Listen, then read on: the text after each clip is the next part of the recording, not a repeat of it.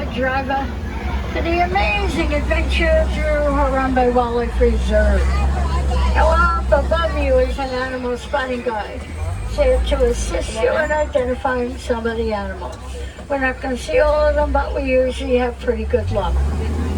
Cameras, hey, if you have them, that's great, hold on to them.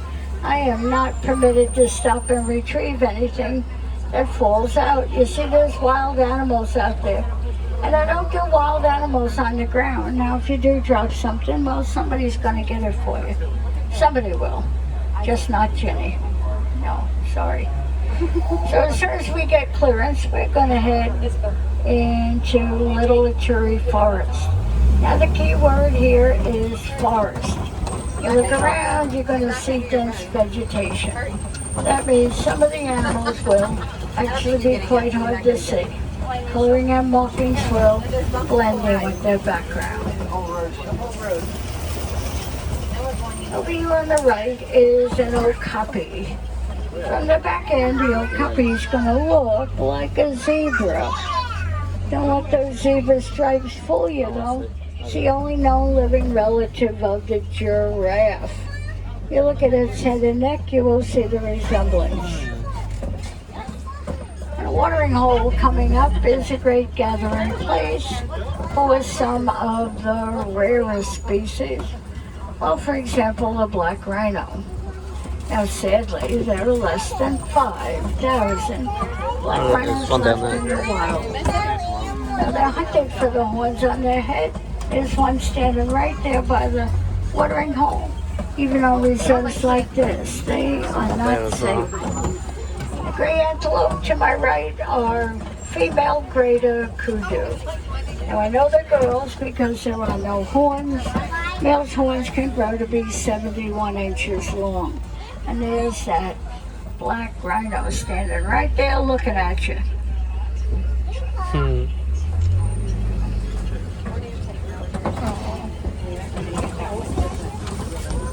And some duckling. There's another one of that.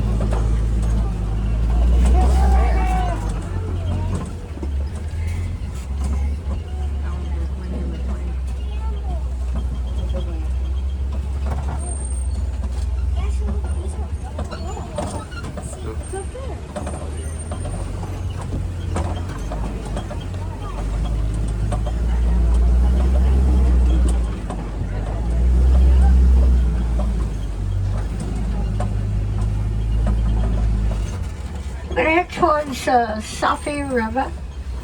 It's our best chance to see some hippos.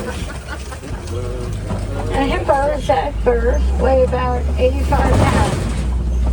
And the mature male will tip the scales at about 5,000 pounds.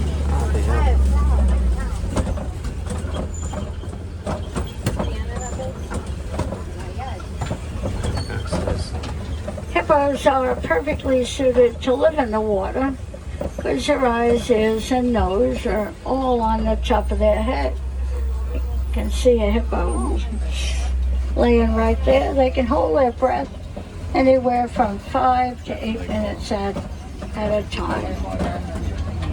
If you couldn't see that one hippo, don't worry. There's usually a bunch of them over here on the left. Kind of look like big old baked potatoes when they're in a big group like this. I don't know, you might say vlogs. I always think food.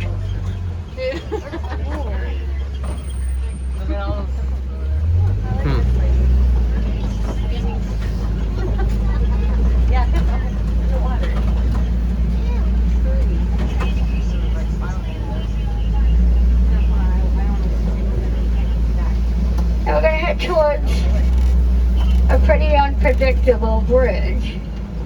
The reason I bring that up, because the animals that live underneath the bridge are Nile crocodiles. They are ectothermic. They open and close their mouths to regulate their body temperature. They also open and close their mouths to eat. And I'll tell you, they look just a bit hungry to me. We're gonna move right on up this hill.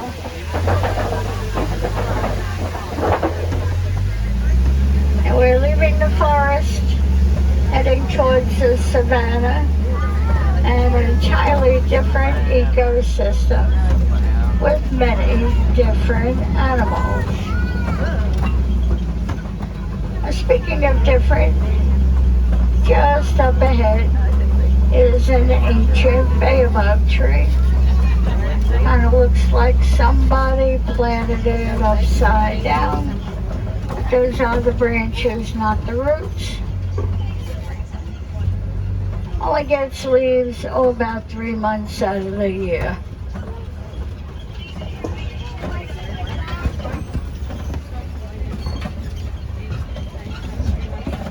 So this is the most amazing view of the savannah.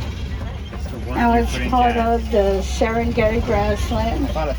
Stretches for hundreds of miles across East Africa. It acts like the super highway for millions of migrating animals every year. It really is all part of the wild Africa we're all trying to See all conserve. the draw. Technically everything's a thing. So that's why it was a gun, of course.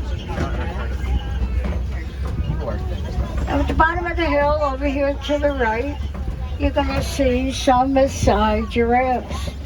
And they have a jagged, irregular spot pattern. And most everybody knows giraffes are the tallest animals in the world, which they are. What you might not know is they only sleep 30 minutes a day. The rest of the time they're either eating or they're looking for food. Why can't we do that? Imagine if we could survive in 30 minutes a day. That would be great. Now up here on the left are some wild African dogs. Now they're also called painted dogs. And because it's so hot, they're probably hunkered down in the cave there. Yeah. They're so athletic, they can run an animal until it's so exhausted it gives up. Lions, well, if they don't catch what they're after right away, they usually go hungry. Over here on the left, you'll see some sable antelope. They are the emblem of the reserve. They will purposely lay in a circle so that they can see danger coming at them from any direction. When they have young, they'll put the young in the middle of the circle. Now, the little guys with the black racing stripe are springbok. Now, they will spring into the air to get away from predators. It's called trunking. It'll look like their legs are attached to 4 pogo sticks. Now, the mounds of earth that you see dotted throughout the savannah are termite mounds. They bake in the hot African sun where they become hard as concrete. Elephants will use them as a scratching post, and when they wear them down, antelope stand on them and look towards the tall grass for predators that just might be hiding.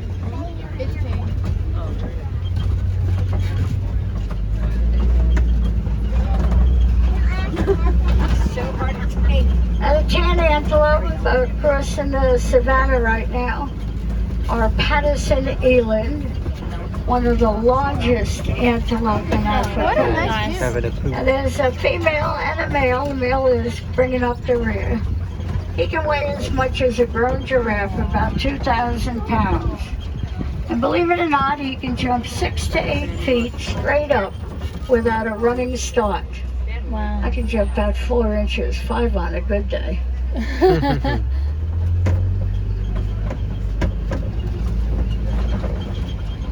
Now the gray antelope are white-bearded wildebeest, one of Africa's largest migration. Now, they will migrate sometimes in the millions. The word wildebeest is Afrikaans for wild beast. The African people gave him that name because of the menacing look.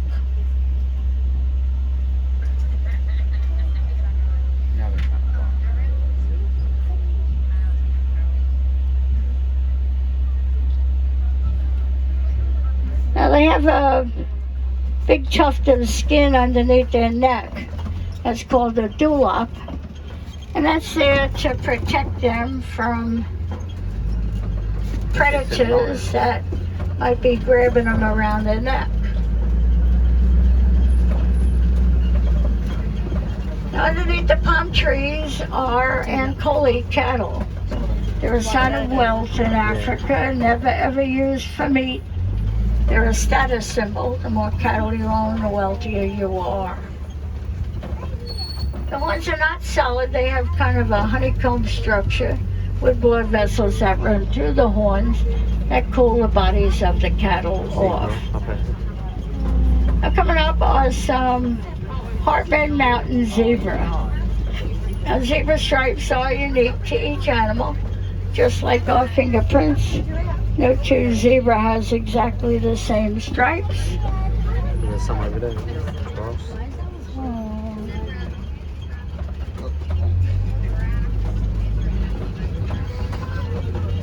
We're heading towards the very edge of elephant country. Now, a lone elephant by itself is almost always a male elephant.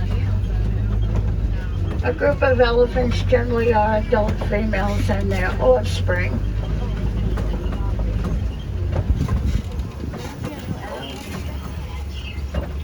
Got a male elephant over here to my right. That's a good sign. That probably means there's a female herd pretty close.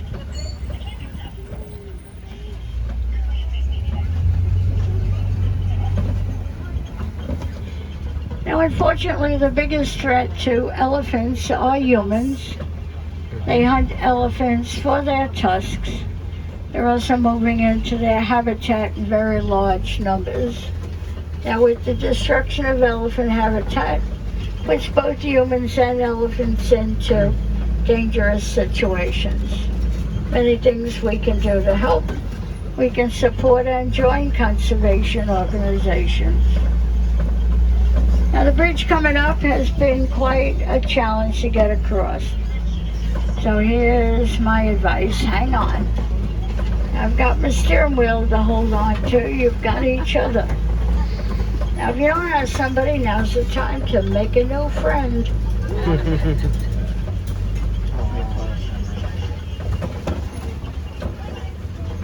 I'm a little terrified.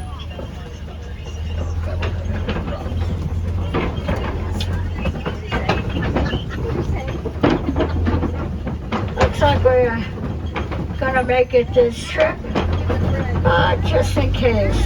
Let's get out of here before something happens. Looks like we've come across some red clay. Elephants will occasionally eat small That's that amounts of bridge this that they clay. said the It actually elephant gives didn't want them to cross in that beneficial documentary we minerals. watched. Many times you'll see elephants throwing dirt and mud and sand up on their back. They do that because they sunburn so Yeah, easily. there's some over there. That's their way of protecting their skin. Kind of acts like a natural sunscreen.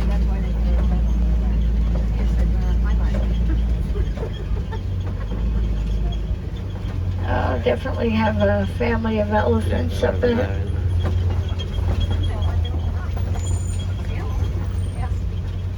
The boy baby elephants will eventually leave the female herd when they're anywhere from 13 to 15 years. Sometimes they leave on their own, and sometimes they get chased off by the female elephants. They don't. Once they discover girls, they don't want them around anymore.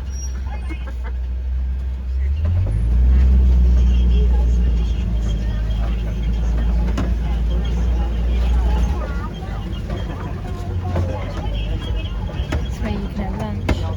Yeah. I bet that costs. Yeah, I'm going through some water. Well, I can imagine Looks that all like we're comes coming into up the- on a the flock tour, of innit? But greater yeah, I can imagine the flamingo. tour costs. The palest pink of all flamingos. Now, these flamingos are nesting right now. Now, they don't build nests out of twigs like most birds. They actually lay on the ground and mix Flaminica. dirt and water and make a mud, I call it a mud mountain, but it'll be a hill made out of mud. They'll lay their egg once they get it just the way they want it. And then they sit on the eggs until they hatch. And you can see the little flamingo it's the baby babies ones. all underneath. Kind of a fuzzy gray color. There's one that was just born this morning. That's that last one right here where Mama is poking at it.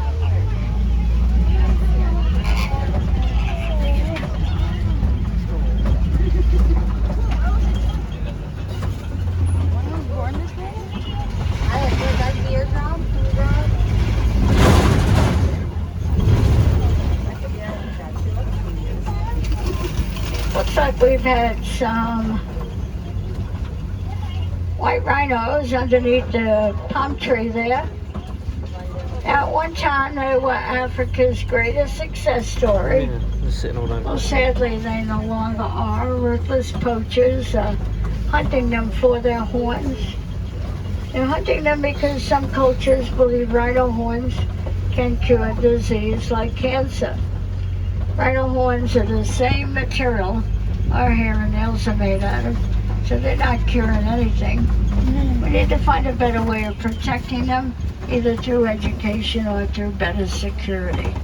And right in between the two adults is a baby white rhino, and he had a birthday in October. He was a year old, so he's about 18 months. Very attached to Mama still. Over here on the left, sometimes we'll see some cheetahs moving around. And they will reach speeds of about 60 miles an hour for several hundred yards. They are primarily daytime hunters, and they are the only large cats that purr just like a house cat. Don't think I'd really want to hear it.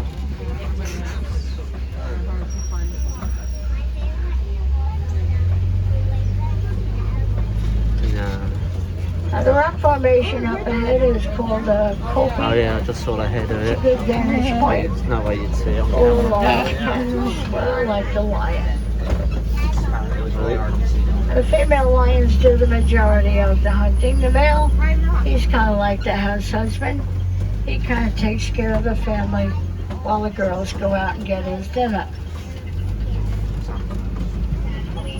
I feel it's too hot for him to be out at the minute.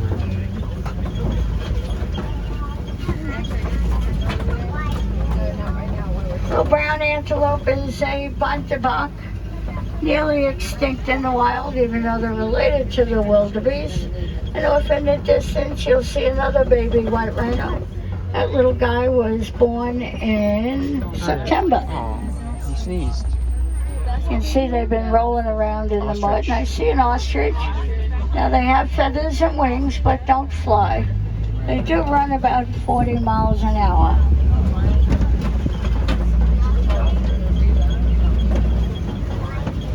It was like right behind me.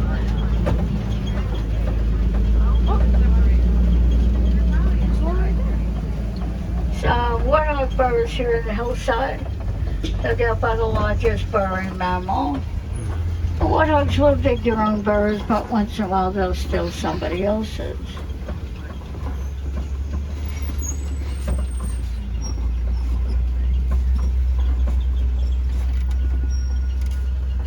Oh, I think I see a warthog moving around right there on the other side of the rocks.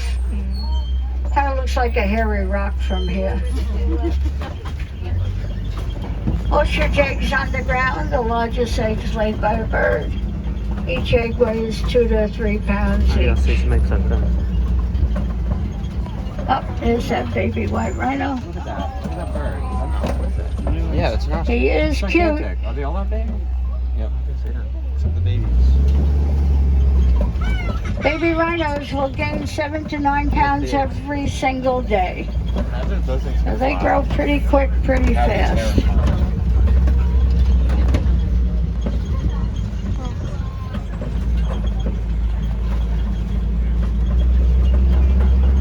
Now looks like our journey is coming to an end.